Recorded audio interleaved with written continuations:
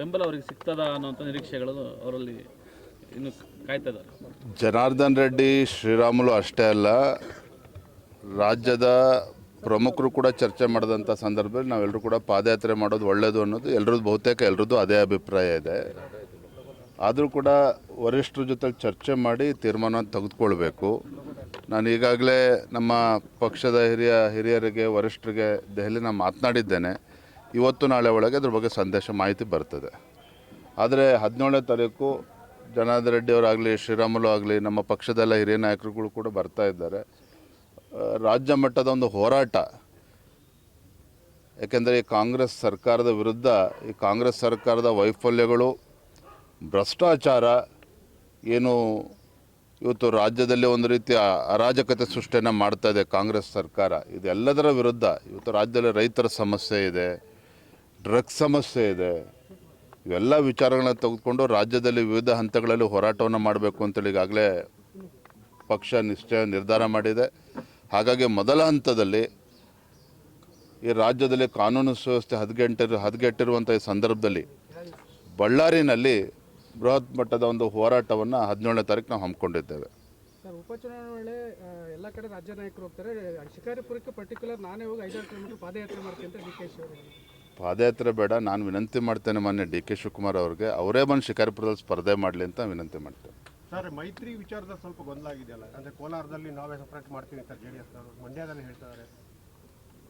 ನೋಡಿ, ಸ್ಥಳೀಯವಾಗಿ ನಾವು ಏನೇ ಚರ್ಚೆ ಮಾಡಿದ್ರೂ ಸಹ ಇವತ್ತು ಜಾತ್ಯತೀತ ಜನತಾದಳ ಮಾಜಿ ಪ್ರಧಾನಮಂತ್ರಿಗಳಾಗಿರುವಂಥ ದೇವೇಗೌಡರಾಗಲಿ, ಮಾನ್ಯ HD ಕುಮಾರಸ್ವಾಮಿ ಅವರಾಗಲಿ, ನರೇಂದ್ರ ಮೋದಿಜಿಯವರ ಕೈಯನ್ನು ಬಲಪಡಿಸಬೇಕು ಅನ್ನುವ ನಿಟ್ಟಿನಲ್ಲಿ ಇವತ್ತು ನಮ್ಮ ಜೊತೆಲಿ ಸೇರಿರುವಂಥದ್ದು, NDA ಮೈತ್ರಿಕೂಟಕ್ಕೆ ಸೇರಿರುವಂಥದ್ದು. ಹಾಗಾಗಿ ಇವೆಲ್ಲವೂ ಸಹ ಸ್ಥಳೀಯವಾಗಿ ಏನು ನಿರ್ಧಾರ ಆಗಬೇಕು, ರಾಷ್ಟ್ರೀಯ ನಾಯಕರು ನಮ್ಮ ಜೊತೆಲೂ ಕೂಡ ಚರ್ಚೆ ಮಾಡಿ, JDS ಜೊತೆಲೂ ಚರ್ಚೆ ಮಾಡಿ ಅಂತಿಮವಾಗಿ ನಮ್ಮ ಎಲ್ಲ ವರಿಷ್ಠರು ತೀರ್ಮಾನವನ್ನು ತೆಗೆದುಕೊಳ್ತಾರೆ.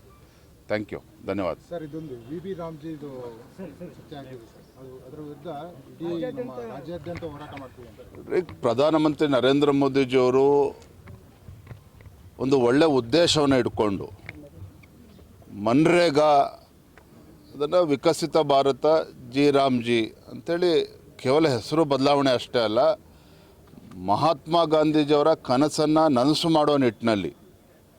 ಯಾಕೆಂತ ಹೇಳಿದರೆ ಗಾಂಧೀಜಿಯವರ ಕನಸು ಗ್ರಾಮ ಸ್ವರಾಜ್ಯ, ಗ್ರಾಮಗಳು ಅಭಿವೃದ್ಧಿ ಆದಾಗ ಮಾತ್ರ ದೇಶ ಅಭಿವೃದ್ಧಿ ಆಗುತ್ತೆ ಅನ್ನೋ ಒಂದು ಚಿಂತನೆ ಮಹಾತ್ಮ ಗಾಂಧೀಜಿಯವ್ರದ್ದು.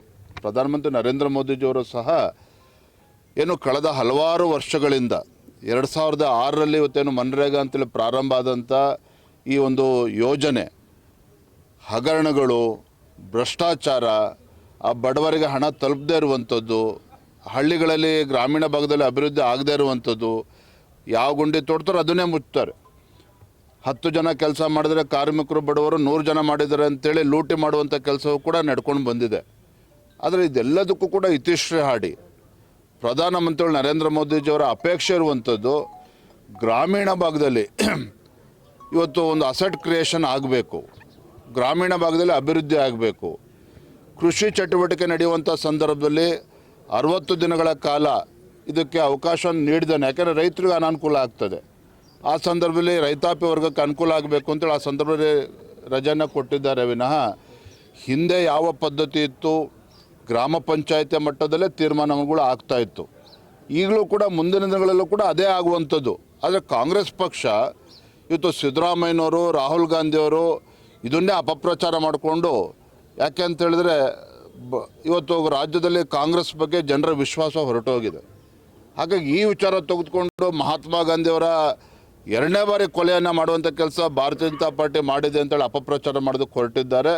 ಇದಕ್ಕೆ ಭಾರತೀಯ ಜನತಾ ಪಾರ್ಟಿ ರಾಜ್ಯದ ಎಲ್ಲ ತಾಲೂಕು ಕೇಂದ್ರಗಳಲ್ಲಿ ಮತ್ತು ಗ್ರಾಮೀಣ ಭಾಗದಲ್ಲೂ ಕೂಡ ಇದನ್ನು ಜಾಗೃತಿ ಮೂಡಿಸುವಂಥ ಕೆಲಸ ನಾವು ಮಾಡ್ತೇವೆ ಬರೋಂಥ ದಿನಗಳಲ್ಲಿ.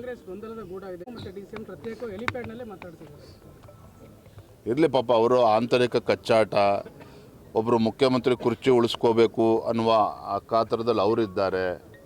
ನನ್ನ ತಾಳ್ಮೆನ ಕೆಣಕಬೇಡಿ, ನಾನು ಮುಖ್ಯಮಂತ್ರಿ ಆಗಬೇಕು ಅಂತ ಉಳಿದವರು ರೆಡಿ ಆಗಿದ್ದಾರೆ. ಇದರ ನಡುವೆ ರಾಜ್ಯದ ಜನ ಇವತ್ತು ಅನುಭವಿಸ್ತಾ ಇದ್ದಾರೆ. ನಿಜವಾಗ್ಲೂ ಕೂಡ ರಾಜ್ಯದಲ್ಲಿ ಏನೋ ಅಭಿವೃದ್ಧಿ ಆಗದೇ ಭ್ರಷ್ಟಾಚಾರದಲ್ಲಿ ಮುಳುಗೋರಿರ್ತಕ್ಕಂಥ ಕಾಂಗ್ರೆಸ್ ಬಗ್ಗೆ ಜನ ಇವತ್ತು ಇಡೀ ಶಾಪವನ್ನು ಹಾಕ್ತಿದ್ದಾರೆ. ನೋಡಿ, ನಿನ್ನೆ ದಿನ ಜರ್ಮನಿಯ ಚಾನ್ಸಲರ್ ಬಂದಿದ್ದಾರೆ ಕರ್ನಾಟಕಕ್ಕೆ. ಜರ್ಮನಿ ಅಂತೇಳಿದ್ರೆ ಅದು ಕೂಡ ಒಂದು ಆರ್ಥಿಕ ಶಕ್ತಿ, ತಂತ್ರಜ್ಞಾನಕ್ಕೆ ಇವತ್ತು ಮ್ಯಾನುಫ್ಯಾಕ್ಚರಿಂಗ್ ಹಬ್ ಆಗಿರುವಂಥದ್ದು ಆ ದೇಶ. ಅಂಥ ಒಂದು ದೇಶದ ಚಾನ್ಸಲರ್ ಇವತ್ತು ಕರ್ನಾಟಕಕ್ಕೆ ಬಂದರೆ, ಇವರು ಮುಖ್ಯಮಂತ್ರಿ ಕುರ್ಚಿ ಉಳಿಸ್ಕೊಳ್ಳೋಕೆ ಒಬ್ರು ಹೋಗಿದ್ದಾರೆ, ಮುಖ್ಯಮಂತ್ರಿ ಕುರ್ಚಿ ಕಸ್ಕೊಳ್ಳೋಕೆ ಇಬ್ಬರು ಹೋಗಿ ರಾಹುಲ್ ಗಾಂಧಿ ಜೊತೆಲಿ ನಿಂತ್ಕೊಂಡ್ರೆ ರಾಜ್ಯದ ಪರಿಸ್ಥಿತಿ ಏನಾಗಬೇಕು? ಸೊ ಇದೆಲ್ಲವನ್ನು ಕೂಡ ರಾಜ್ಯದ ಜನ ಗಮನಿಸ್ತಾ ಇದ್ದಾರೆ. ಬರುವಂಥ ದಿನಗಳೇ ಉತ್ತರ ನೀಡ್ತಾರೆ. ಧನ್ಯವಾದ.